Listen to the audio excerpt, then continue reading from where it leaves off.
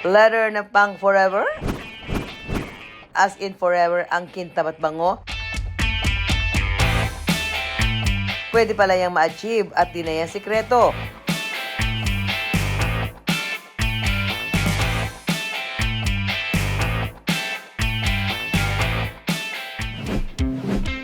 Meet Japs and Chris, ang magkapatid na twinning ang hobbies and goals in life. Pareho silang musician at mahilig sa crafts.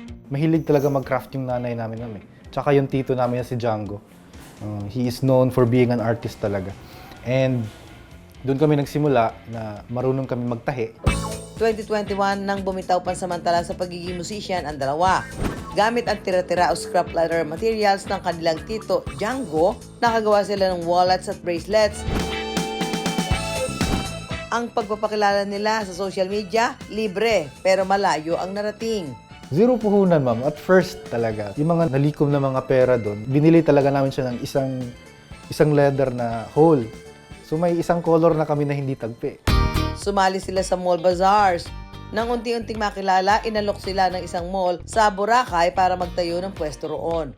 Nakapagpundar kami, nangutang pa kami sa mga tito namin na pwede namin i-capital sa store, pa-construction, tapos mga raw materials na kailangan namin para mapuno yung shop. 250,000 pesos ang naging puhunan nila na nabawi rin agad makalipas ang 2 buwan. Dagdag sa ang turista sa Boracay, mas marami ang nakaalam at tumangkilik sa leather products ng Mugna. Na-amaze sila, ma'am, kasi nga handmade, ma'am. Kasi sa store namin, ma'am, may workshop talaga na maliit. Tapos makikita nila na ginagawa doon. Dahil sa tuloy-tuloy na pagtaas ng demand, nagdagdag na rin sila ng crafters na ngayon ay umabot na sa 6 na po. Yung workers kasi namin, ma'am, is meron tayong mga students, meron tayong senior citizens, meron tayong PWD. Walang discrimination sa amin, ma'am, as long as you are willing to learn. Lahat talaga namin, binibigyan namin ng chance na magkaroon ng trabaho. Para masiguro ang kalidad ng kanilang produkto, dumadaan ang mga ito sa 3 quality check. Mabibili mula 150 hanggang 18,000 pesos ang leather items depende sa klase nito. Mula sa pinakasimpleng keychain, wallet na may iba't ibang laki, bags na pwedeng sling, backpack, at shoulder bag, cowboy hats, at pati sapatos. Lahat yan gawa ng malikhaing kamay ng mga taga Bukidnon. May mga nakikita kong hindi ganito kakapal yung quality niya. Pasado sa akin. Gusto ko. I like it. Ito talaga na gusto ko. Mas maganda, mas mura, matibay. It's handmade, tsaka yung mga materials niya, ma'am, is mahal. Yung mga accessories niya like buckles, yung pure brass yun lahat po. So, hindi siya magkakalawang. We are true to our craft. Oo. Pag sinabi naming leather, yung totoong leather talaga. Yung quality niya is maglalast siya habang buhay with the proper care. Sulit ang libo-libong halaga ng leather kung magagamit naman forever. Yan ang prinsipyo ng Mugna. At hindi raw yan bola, sagot yan ng inventong wax ni Japs. May ginawa akong beeswax. May waterproofing na siya. Tapos, pahid-pahid. Actually, pahid-pahid lang, ma'am. Pag naulanan yung bag or na-soak, i-air dry. Tapos, punas-punas. Nako, di ba mga kanegosyo, alam naman ho natin. Pagka leather, nako, ang isang ayaw natin dyan, mabasa. Kasi pag nabasa, para siya ano ba tawag doon? Parang patsi-patsi. Tapos, isa pang hindi rin maganda, parang may amoy. Pagka nabasa, nawawala yung kintab. So, eto po, mayroon pong na-invento mula sa Bukidnon na ipapahid mo sa kung ano man yung leather na meron ka, wallet or bag. Meron kang maliit na cloth, ano mo dyan? Beeswax. Ang bango. Ang bango nung wax niya. Hindi ba to gel?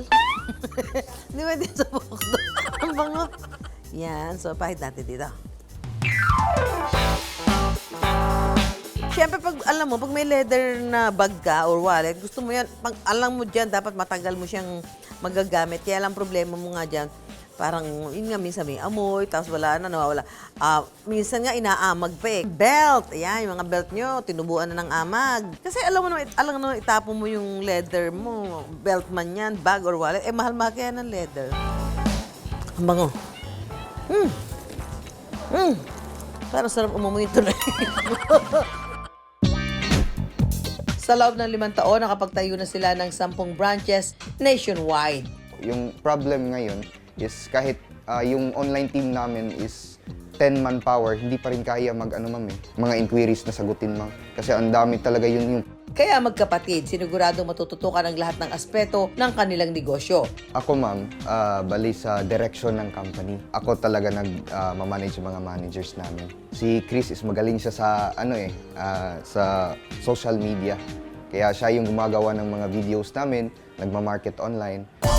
Bukod sa physical store, malakas din daw ang online orders nila. So ito yung mga natapos namin kahapon. Malaking tulong ang ipinopost nilang videos ng crafters na pinakikita ang mismong paggawa ng iba-ibang leather products. Ang social media talagang grabe yung help, ma'am, kasi pinifeature namin sila, gumagawa kami ng videos, tapos lahat ng ma-incur ng video na yun, binibigay namin sa crafters namin. Ang negosyong sinimulan ng walang puhunan ni piso, ngayon, paldo-paldo. In a month, 7 digits po. Ang pangarap na nabuo mula sa mga retaso, malayo na ang narating. Marami na ang natulungan. Yan ang nagagawa kapag hindi sinusukuan ang sinimulan. Gusto nyo mag-start ng negosyo, paghabaan nyo talaga yung pasensya nyo. And be consistent. Huwag po kayong matakot na mag-fail. Huwag kayong matakot na to do mistakes kasi yung mga mistakes niyan, kailangan talaga yan para mag-learn tayo, mag-level up. Mentally, wala namang binibigay yung Diyos na hindi mo kaya Ang magkapatid na sabay nangarap, sabay din tinatamasa ang tagumpay ng kanilang pagsisikap. Ang talentong hinubog ng ilang taong pagsasanay, hatid ay negosyo at produktong kayang tumagal ng panghabang buhay.